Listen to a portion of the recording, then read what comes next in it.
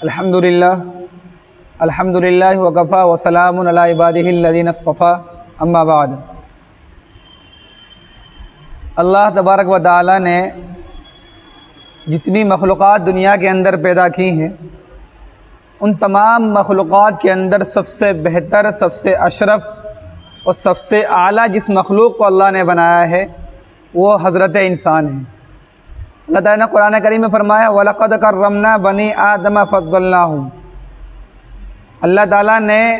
تمام مخلوقات میں سب سے زیادہ مکرم حضرت انسان کو اللہ نے بنایا ہے۔ اللہ تعالیٰ نے انسان کو بنانے کے اندر اس کے اندر تمام وہ خوبیاں رکھی ہیں جو ایک انسان کے اندر ہونی چاہیے۔ اللہ تبارک و تعالیٰ نے انسان کو سراپا ایک مجسمہ، سراپا ایک قدرت کا کرشمہ بنایا ہے۔ اللہ تعالیٰ بعض جگہ قرآن کریم میں ارشاد فرماتا ہے کہ تم اپنی ذات کے اندر غور کرو گے تو تمہیں معلوم ہو جائے گا کہ میری قدرت اور میری طاقت کیا ہے۔ جس طرح دنیا کے اندر ہر ایک چیز اللہ تعالیٰ کی قدرت کی نشانی بیان کرتی ہے، اللہ تعالیٰ کی وحدانیت کے بارے میں ہر چیز اس کی تسبیح پڑھتی رہتی ہے، اسی طرح اللہ تبارک و تعالیٰ نے انسان کو بنایا اور انسان کے اندر جو جو چیزیں اس نے اللہ نے رکھی ہیں وہ ہر ایک چیز قیمتی اور برکتی چیز ہیں، اور اس کے اندر اللہ نے ان تمام چیزوں کو رکھ کر اس بات کا ثبوت دے دیا کہ یہ تمام چیزیں آپ کے لیے عاریت کے طور پر ہے، آپ کے لیے استعمال کے طور پر ہے، آپ اس کو استعمال کرنا ہے، اور استعمال کرنے کے ساتھ ساتھ آپ کو صرف یہ کرنا ہے کہ آپ کا قلب جو ہے، آپ کا دل جو ہے، اس کو میرے لیے خالص رکھنا ہے۔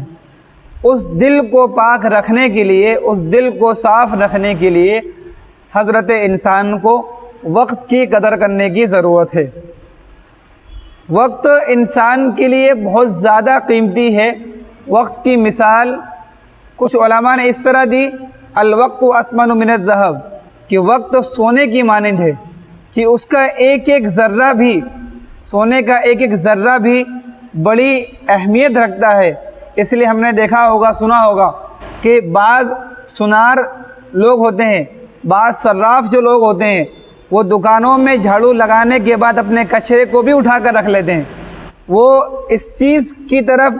نشاندہی کرتے ہیں، وہ اس چیز کو بتلانا چاہتے ہیں کہ ہمارے کچرے کے اندر کہیں سونے کے ذرات نہ چلے جائیں، چاندی کے ذرات نہ چلے جائیں، کیونکہ ان کے نزدیک سونے چاندی کی اتنی قیمت ہے جس کی اور چیزوں میں اتنی قیمت نہیں ہو سکتی۔ اسی طرح انسان کے لیے وقت اتنا زیادہ قیمتی ہے کہ ہم تمام انسان کو وقت کی قدر کرنے کی ضرورت ہے۔ اگر ہم نے وقت کی قدر نہ کی تو وقت گزر جائے گا، اور حدیث پاک کے اندر آتا ہے کہ جب سورج طلوع ہوتا ہے تو وہ پکار کر کہتا ہے اے حضرت انسان، میں تیرے لیے ایک نئی مخلوق پیدا ہو کر آیا ہوں، میں تیرے لیے نو مولود ہوں، میں تیرے ہر عمل کا مشاہد ہوں، میں تیرے ہر عمل کی دیکھ ریکھ کرنے والا ہوں، تو جو میری حفاظت کر لے گا تو میں تیرے لیے کام آؤں گا، اگر تو نے مجھے ضائع کر دیا تو میں تیرے لیے ہرگز واپس لوٹ کر نہیں آؤں گا۔ تو دنیا کے اندر جتنے بڑے گزرے ہیں انہوں نے اپنی وقتوں کی قدر کری، اور وقت کی قدر کرنے کے ساتھ ساتھ انہوں نے اپنے آپ کو دنیا کے اندر چمکانا شروع کیا۔ بڑے بڑے علماء کے بارے میں لکھا ہے کہ انہوں نے اپنے وقت کو اس طرح جانا۔ ایک حضرت کے بارے میں لکھا ہوا ہے کہ وہ ایک مرتبہ ایک دکاندار کے پاس سے گزرے۔ اس دکاندار کی حالت یہ تھی کہ وہ برف بیچنے والا تھا، اس برف کے اوپر کھڑا ہو کر وہ اپنے برف کو بیچ رہا تھا۔ اس نے یہ چلا کر یہ کہہ رہا تھا کہ میرے اس سرمایے کو، میرے اس مبی کو، میرے اس سامان کو خرید لیجیے، ورنہ یہ میرا سامان یوں ہی پگھل جائے گا، میرا یوں سامان یہ ختم ہو جائے گا۔ ان اللہ والوں نے جنہوں نے اس کی یہ حالت دیکھی، انہوں نے اس سے سبق لیا اور کہا کہ جس طرح اس آدمی کا سرمایہ اس کے پاس سے ختم ہوتا جا رہا ہے، اس کے استعمال نہ کرنے کے ساتھ، اس کے کوئی اور کے نہ خریدنے کے ساتھ، اس وقت انسان کی